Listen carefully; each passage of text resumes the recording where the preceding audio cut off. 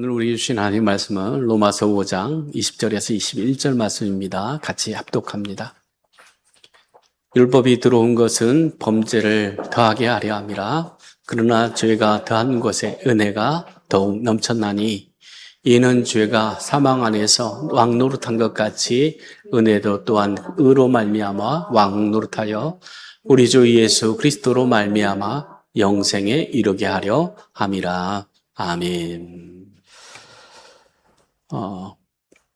빅토르 위고라고 하는 사람이 쓴 책 중에 레미제라블이라고 하는 게 있죠. 그 책은 우리나라 말로 하면은 비참한 사람들, 불쌍한 사람들이라고 하는 뜻을 가지고 있습니다. 그런데 이 책이 너무너무 유명한 것은 영화로도 만들어지고 또 뮤지컬로도 만들어져서 많은 사람들의 사랑을 받고 있다라고 하는 거예요. 그런데 그 내용은 이렇습니다. 1815년 프랑스 디뉴라고 하는 작은 마을에 그 사람이 찾아오게 됩니다. 그런데 날씨가 너무너무 춥고 어려우니까 하룻밤을 좀 피해야 되겠는데 적당한 장소가 없는 거예요. 그래서 이 집 저 집 찾아가서 문 두들겨서 하룻밤만 좀 잤으면 좋겠다라고 하니까는 이제 신분증을 보여달라는 거죠. 왜냐하면 사람이 어떤 사람인지를 모르잖아요. 그러니까 신분증 보여달라. 그러니까는 이 사람이 가지고 있는 신분증은 뭐냐면 노란 통행증이라고 하는 거예요. 그것은 뭐가 적혀있냐, 우리가 보면 주민등록증 이렇게 보면은 거기에 뭐 이제 이 사람의 신상이 나와 있잖아요. 근데 그 당시에는 뭐냐면 이 사람이 그 죄인이었다라고 하는 그 죄목이 써져 있는 거예요. 그러니까는 이 죄인이라고 하는 것, 도둑이었다라고 하는 것, 전과자라고 하는 것, 그걸 알고 자기 집에 들여놓을 사람이 누가 있겠어요? 여러분은 그렇게 하겠습니까? 모르는 사람이 와가지고 하룻밤은 좀 합시다. 근데 그 사람은 모르니까 당신 누구인지 좀 말 좀 해달라고 하면은 나 전과자인데요. 그러면 그 하룻밤 자고 가라고 그렇게 하겠어요? 안 되죠. 어떤 사람인지 모르잖아요. 특히 전과자라고 하는데 어떻게 할 수 없죠. 그래서 다 거절합니다. 그런데 이 사람이 누구냐면 이름이 장발장이라고 하는 사람인데 이 사람이 죄수가 되어서 감옥살이를 19년을 해요. 그런데 첫 번째 감옥에 갇히게 된 이유가 뭐냐면 자기 누이의 조카들을 위해서 빵을 한 조각 훔쳤어요. 그런데 그것 때문에 감옥에 가게 됐는데 5년형을 받아요. 5년이 짧다면 짧지만 길다면 길잖아요. 그래서 도저히 있을 수 없어서 몇 번이나 이렇게 탈옥을 하려고 합니다. 그러다가 붙잡혀요. 그 죄가 더 늘어나는 거죠. 처음에는 5년 형을 받고 들어갔는데 19년을 살게 되어집니다. 그리고 그 안에서 19년을 지나면서 이 사람이 생각하는 게 있었어요. 그것은 뭐냐면 세상 사람들은 나를 사람으로 보지 않는다 라고 하는 거죠. 죄인이죠. 전과자죠. 그러니까는 사람으로 보지 않는다라고 하는 것을 이제 늘 생각했다라고 하는 거죠. 그날도 마찬가지로 이 집 저 집 들어가려고 하지만 받아주지 않는 이유가 뭐냐면 전과자라고 하는 것 때문이죠. 그런데 한 집에서 문을 열어줍니다. 그 집은 어느 집이었냐면 그 나이 많은 주교의 집이었어요. 그래서 사정을 다 듣고 난 다음에 이제 먹을 것을 이제 대접하는데 좋은 은쟁반에다가 이렇게 그 식사를 주는 거예요. 잘 먹고 이제 그 잠자리로 주는데 또 좋은 침대까지 주는 겁니다. 그래서 자다가 이 장발장이 저 은쟁반만 가져가면 훔쳐가면 편하게 살 수 있겠다 그런 생각을 하고 도중에 그 집에 있는 은쟁반을 훔쳐서 도망을 갑니다. 그러다가 이제 붙잡혀요. 새벽녘에 이제 주교의 집에 이제 이 경찰하고 같이 온 거죠. 그 경찰이 주교한테 뭘 먼저 확인하겠습니까? 이 은쟁반이 당신 겁니까? 이렇게 이제 물어보는 거예요. 장발장은 그 주교가 내 거 맞습니다 이러면은 훔친 것이 되기 때문에 또 이제 감옥 소리를 해야 되는 거죠. 그런데 이 주교가 내가 준 거 맞다. 그렇게 이제 얘기를 하는 거예요. 다행히 이제 감옥에 갇히지 않게 됐죠. 그런데 그 경찰에 가고 난 다음에 이 주교가 하는 말이 당신은 왜 내가 그 은처 때도 가져가라고 그랬는데 왜 그건 안 가져갔냐 그러는 거죠. 그러면서 이것도 네 거니까 가지고 가시라. 그러면서 이 주교가 하는 말이 있습니다. 이 은으로 당신의 영혼을 사서 하나님께 바쳤다라고 하는 거예요. 즉, 이 은은 지금 당신의 영혼을 산 거다. 은으로. 어떻게 보면은 그 은 때문에 감옥에 또다시 갇혀야 되는 그런 사람인데 지금 이 주교는 은촛대까지 그 은 그릇뿐만 아니라 은촛대까지 주면서 가지고 가라. 나는 이 은으로 당신의 영혼을 샀다. 라고 하는 말을 들은 거죠. 이 사람이 19년 동안 감옥에 갇혀서 살면서 조금도 변하지 않았어요. 채찍도 맞았고 또 쇠사슬도 채워졌고 엄한 그런 형벌도 있었지만 그를 조금도 바꾸놓지 못했다고 하는 겁니다. 그런데 그 사람을 바꾼 것은 뭐냐면 이 단 하룻밤에 경험했던 은혜였다고 하는 거예요. 당신의 영혼을 이 은으로 나는 샀다. 라고 하는 그 주교의 말을 듣고 이 사람이 바뀌게 되어줍니다. 오늘 우리가 본문에 봤던 이 바울은 어떤 사람이었습니까? 대단한 신학자였어요. 그리고 전도자예요. 그리고 마지막에는 순교한 순교자입니다. 그래서 이 바울은 어디서나 누구 앞에서도 정말 그리스도의 십자가의 복음을 늘 담대하게 전했죠. 그리고 그 복음 전하다가 그 복음 때문에 죽은 사람이에요. 그런데 자기 자신을 어떻게 나는 어떤 사람인가라고 하는 것을 고백한 성경 구절이 있는데 디모데전서 1장 13절 14절 말씀입니다. 같이 읽습니다. 내가 전에는 비방자요 박해자요 폭행자였으나 도리어 긍휼을 입은 것은 내가 믿지 아니할 때에 알지 못하고 행하였음이라. 우리 주의 은혜가 그리스도 예수 안에 있는 믿음과 사랑과 함께 넘치도록 풍성하도다 라고 하는 거예요. 자기는 비방자고 폭행자이고 박해자였다라고 하는 거예요. 복음을. 그래서 스데반 집사를 돌로 쳐 죽일 때도 옷을 맡아놨던 사람이고 또 예수 믿는 사람들을 잡아서 그 재판하기 위해서 다메섹까지 올라가서 예수 믿는 사람들을 잡아 오겠다라고 한 사람이에요. 그러니까 이 사람은 예수 믿는 사람들을 다 죽여야 된다라고 하는 생각을 한 사람이죠. 그렇기 때문에 비방자이고 폭행자이고 또한 박해자예요. 그랬던 이 바울이 변하게 되죠. 뭐 때문에 변하게 되느냐? 바로 은혜 때문에 변하게 되었다고 하는 거예요.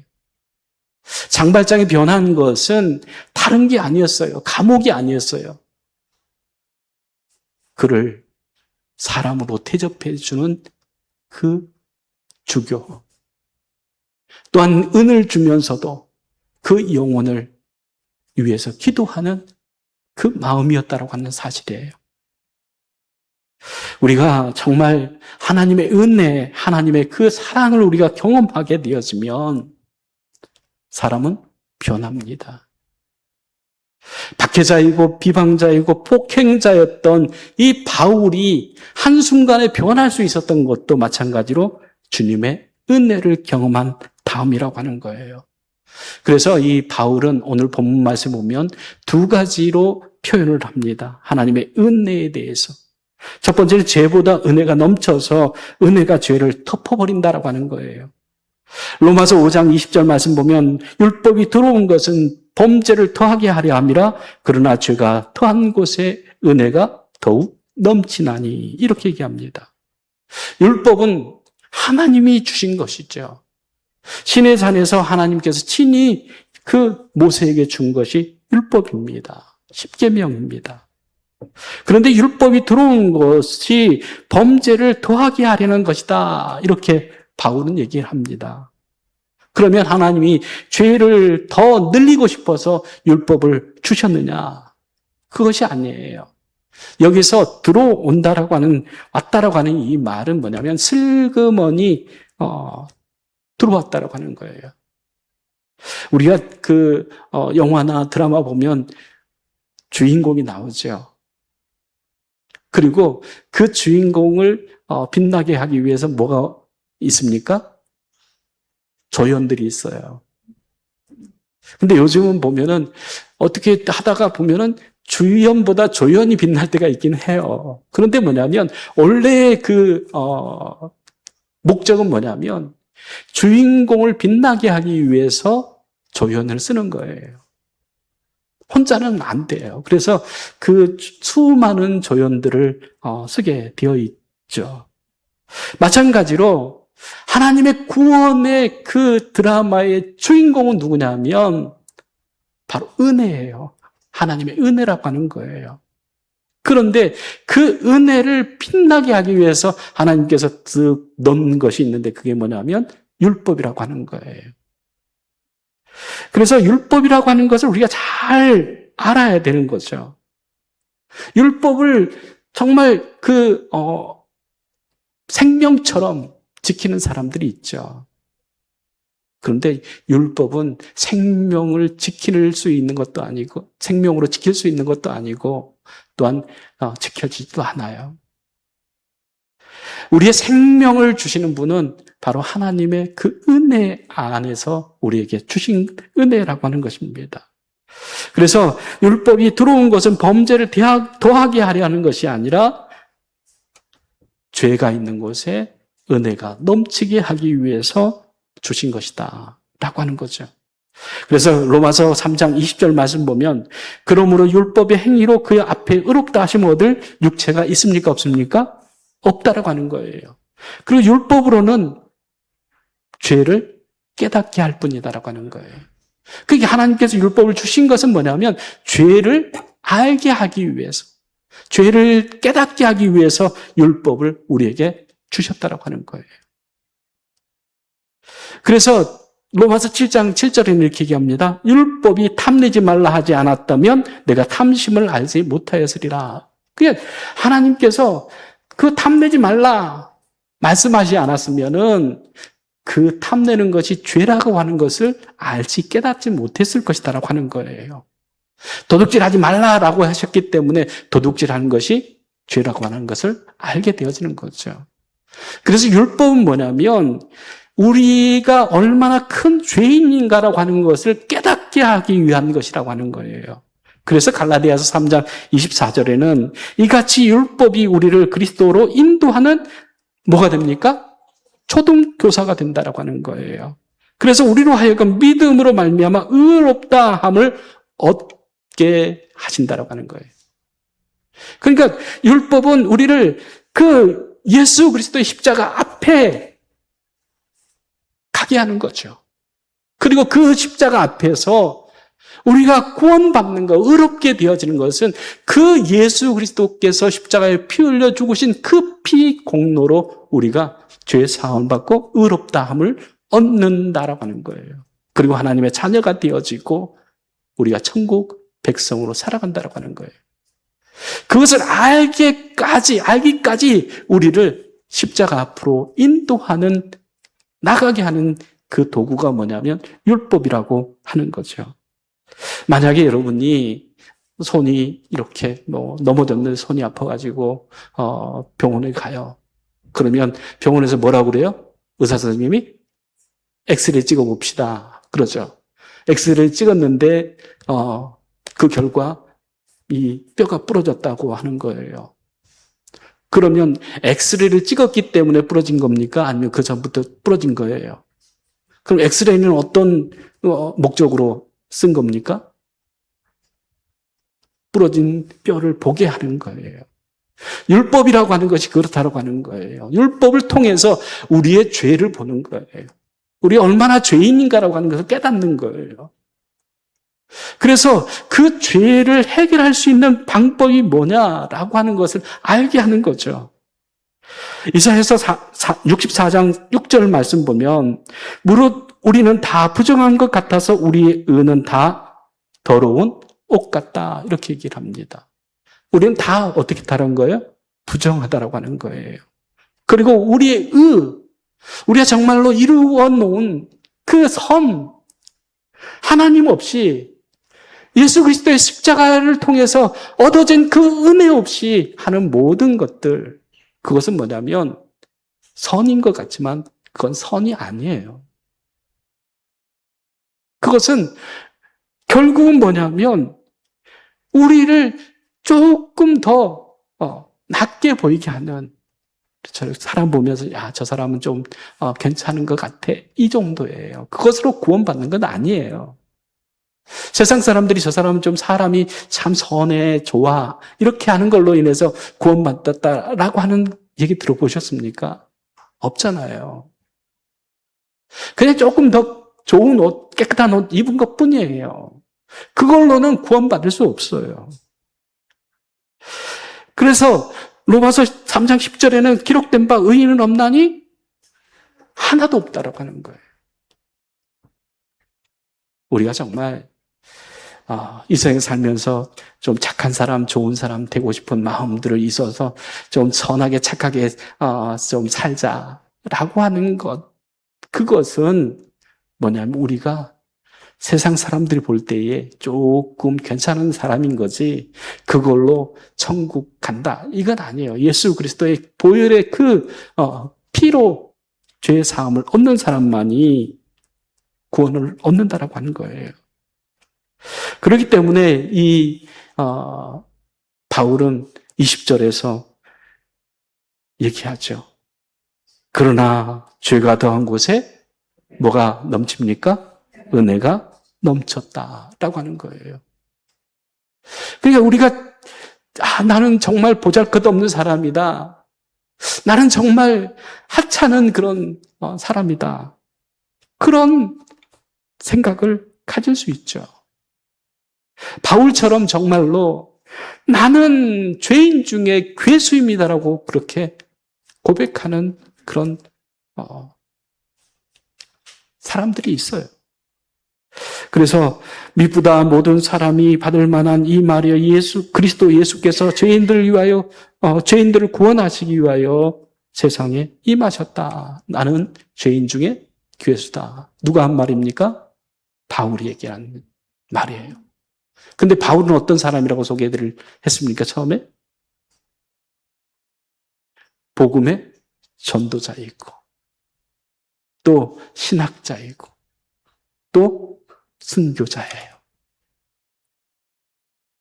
그렇게 복음을 위해서 살다가 복음을 위해서 죽은 이 바울이 나는 죄인 중에 괴수라고 했는데 그러면 그 바울에 비하면 우리는 어떤 사람이겠습니까? 뭐라고 표현하겠어요? 뭐라고 표현할 수 있겠어요? 바울이 나는 죄인 중에 괴수라고 한다고 하면 나는 거기에 쓸 말이 없을 것 같아요.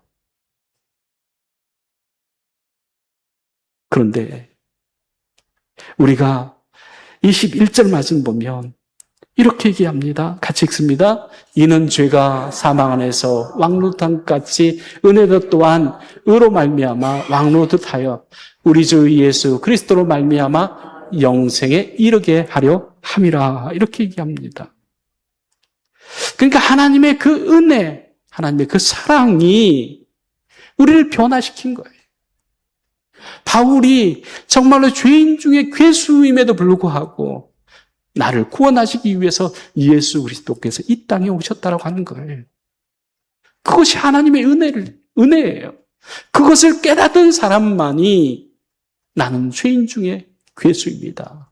그렇게 고백하면서 나 같은 죄인을 살려주신, 구원해주신 그 하나님의 은혜 안에서 내가 하나님이 기뻐하시는 그 복음을 전하며 살겠다라고 해서 그 바울처럼 전도 여행을 다른 나라로 갈 수도 있어요. 정말 복음을 위해서 산다라고 하는 것, 그건 쉬운 일이 아닙니다. 간단하게 우리가 한번 복음 전하는 게 얼마나 힘든가라고 하는 것을 좀 알고 싶으면 나가셔가지고 아무나 붙잡고 예수 믿으십시다 막 한번 해보세요. 예수 믿어야 합니다. 예수 믿고 구원받아야 됩니다. 반응이 어떨 것 같습니까? 정신없는 사람인가? 필요 없어요. 당신이나 잘 믿으세요. 그럴 거예요. 아무리 좋은 마음으로 정말 하나님의 그 은혜에 정말 불타오르는 그 심정으로 복음을 전한다고 해도 그 복음을 좋게 받아들이는 사람은 많지 않습니다. 그래서 바울도 수없는 고난을 겪죠. 대장도 맞고 돌에 맞아서 죽었다고 버려지는 그 일도 있고 또 배를 타고 가다가 난파되는 그런 경우도 있고 수없이 그렇게 고난을 받았습니다.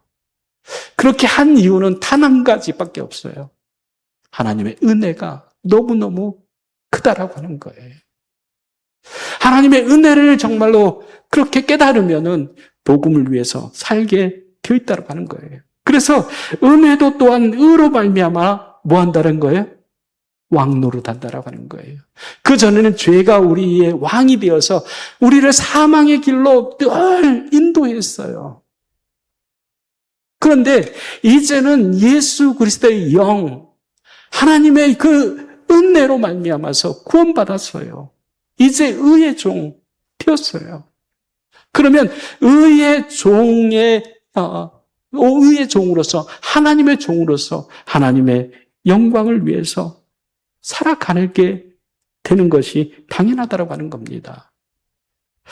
그래서 우리가 정말로 하나님의 그 은혜, 하나님의 그 사랑을 경험한 사람만이 그 사랑을, 그 은혜를 전하려고 하는 거예요.